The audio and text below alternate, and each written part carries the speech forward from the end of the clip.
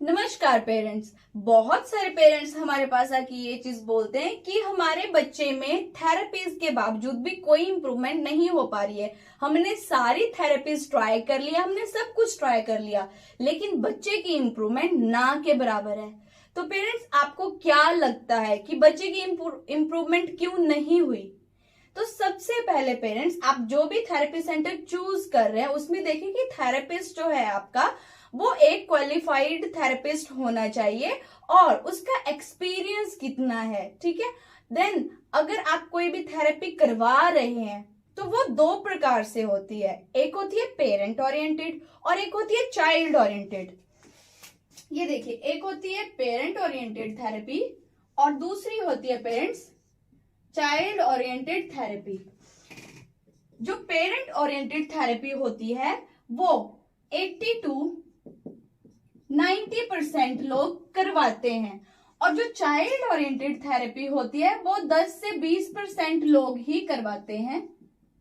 क्योंकि इसका रीजन ये होता है, जो पेरेंट ओरिएंटेड थेरेपी होती है इसमें जो भी चीज होती है वो पेरेंट्स के अकॉर्डिंग होती है।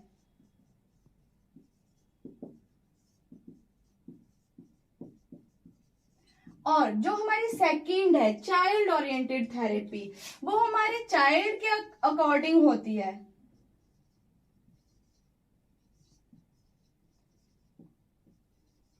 जिसमें क्या होता है, जो पेरेंट ओरिएंटेड थेरेपी है उसमें बेसिकली जो पेरेंट्स की डिमांड होती है ना, जिसमें पेरेंट्स क्या करते हैं कि वो अपनी तरफ से बताते हैं बच्चे की प्रॉब्लम, कि हमारे बच्चे में ये प्रॉब्लम्स हैं।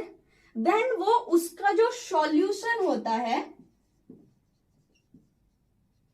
ये तो वो हमें बताते हैं प्रॉब्लम, कि उसके साथ उनको क्या प्रॉब्लम्स आ रही, और देन उसके बाद वो सॉल्यूशन भी हमें खुद ही बताते हैं कि इसका ये सॉल्यूशन है, या आप इसको स्पीच थेरेपी करवाओ, आप इसकी ओटी करवाओ, या आप इसका एकेडमिक्स पहले लो। तो ये सब चीजें जो होती है पेरेंट ओरिएंटेड में पेरेंट्स खुद बताते हैं। और जो सेकंड है हमारा वो है चाइल्ड ओरिएंटेड थेरेपी, जो क्या होता है कि थेरेपिस्ट बच्चे की नीड के अकॉर्डिंग करवाता है। इसमें सबसे पहले थेरेपिस्ट देखता है कि बच्चे को कौन कौन से एरियाज में प्रॉब्लम एक्चुअल में आ रही है और उसका क्या हम सॉल्यूशन निकाल सकते हैं। तो सबसे पहले क्या होता है कि जो थेरेपिस्ट है वो देखता है प्रॉब्लम की रूट्स को, कि इसका क्या रीजन हो सकता है कि बच्चा कौन सा बिहेवियर क्यों कर रहा है। तो देन जो भी उसकी थेरेपीज होती हैं, टेक्निक्स होती हैं, वो अपने अकॉर्डिंग बच्चे पे अप्लाई करता है। ये बात नहीं है कि पेरेंट्स को जो प्रॉब्लम घर में आ रही है हम उसका सॉल्यूशन इसमें नहीं देते हैं। हम इसमें भी सॉल्यूशन बताते हैं और सॉल्यूशन इसमें भी हमारे पास होता है, लेकिन प्रॉब्लम इसमें ये आती है कि अकॉर्डिंग टू पेरेंट्स, शायद पेरेंट्स को ये लगता है कि बच्चे को हम ज्यादा जानते हैं थेरेपिस्ट के, जैसे कि थेरेपिस्ट तो अभी अभी उसके साथ मिला है, हम काफी पहले से जानते हैं। बट जो थेरेपिस्ट आपके बच्चे को ले रहा है उसका बहुत बड़ा एक्सपीरियंस है, उसने बहुत सारे बच्चे देख रखे हैं, तो वो जो आपकी प्रॉब्लम है उसका सॉल्यूशन आपको ज्यादा अच्छे से दे पाता है। तो जैसे यहाँ पे प्रॉब्लम भी खुद ही बताते हैं और सॉल्यूशन भी। इसमें ये चीज होती है, जो पेरेंट्स होते हैं वो भी प्रॉब्लम्स बताते हैं। जैसे बच्चे को स्कूल में कोई प्रॉब्लम आ रही है ना, या फिर बच्चे को सोशल होने में प्रॉब्लम आ रही है, या बच्चा घर में कोई बिहेवियर कर रहा है, तो इसमें भी जो थेरेपिस्ट होता है सीओटी में, थेरेपिस्ट पहले बच्चे को उस सिचुएशन में रखता है कि जो घर वाली सिचुएशन है उसमें पेरेंट्स ने बताया कि उसको ये प्रॉब्लम्स आती हैं, तो थेरेपिस्ट थेरेपी सेंटर में ही थोड़ी सी वो सिचुएशन क्रिएट करता है। देन वो देखता है कि बच्चा जो बिहेवियर कर रहा है उसके पीछे क्या रीजन है, क्या बच्चे को प्रॉब्लम आ रही है। देन हम पेरेंट्स को गाइड करते हैं कि बच्चे की ये बिहेवियर के पीछे ये रीजन है, तो उसका सॉल्यूशन जो है ये होना चाहिए। इसमें जो भी वर्क होता है वो थेरेपिस्ट के अकॉर्डिंग होता है, जिसमें क्या होता है बेसिकली बच्चे को देख कर ही हम सब चीजें आगे करते हैं। जैसे कि आपने पीओटी में देखा कि पेरेंट्स की डिमांड पर हम सब चीजें करते हैं। नो डाउट आपको घर में बहुत सारी प्रॉब्लम्स आती हैं। हो सकता है कुछ प्रॉब्लम्स ऐसी हो जिनसे आप इरिटेट हो चुके हो, या आपको लगता है कि नहीं अब ये ठीक नहीं हो सकती है, तो उस चीज को आप थेरेपिस्ट के पास छोड़िए। आप थेरेपिस्ट को बताइए कि प्रॉब्लम ये है और सॉल्यूशन आप उनसे मांगिए। वेट कीजिए सॉल्यूशन का। अगर आप प्रॉब्लम बता के सॉल्यूशन खुद बता रहे हैं तो उसमें फिर इसमें जो थेरेपिस्ट है वो कुछ नहीं कर पाता है।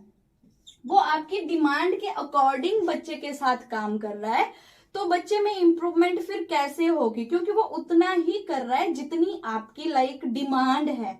और इसमें क्या होता है कि जो बच्चे की नीड है, तो प्रॉपर जो बच्चे की जो प्रॉब्लम की रूट्स होती हैं, इसमें उनको खत्म किया जाता है ताकि बच्चा सोशलाइज हो पाए, स्कूल जा पाए, नॉर्मली आपके साथ बात करे। जैसे बहुत सारे बच्चे होते हैं हिट करते हैं, तो वो क्यों करते हैं, हम उस एरिया में भी बच्चों को डालते हैं ताकि उसमें देखा जाए कि कौन कौन से एरियाज में उसको प्रॉब्लम आ रही है।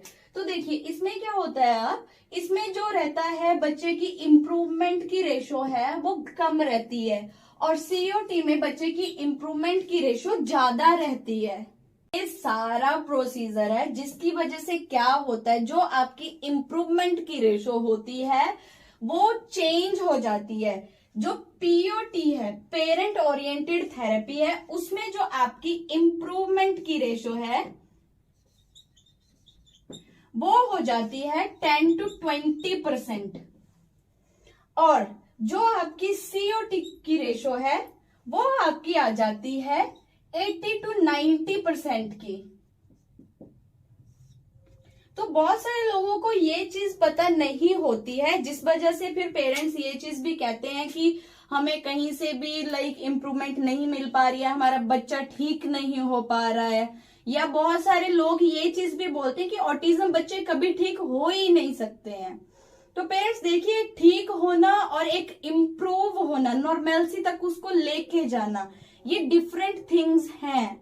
तो आप इस चीज को समझें कि बच्चे को नॉर्मलसी तक लेके जाना, जो देखिए 90% तक अगर बच्चा ठीक हो रहा है, अगर उसमें 10% है तो आप समझ सकते हो कि 10% कितना होता है।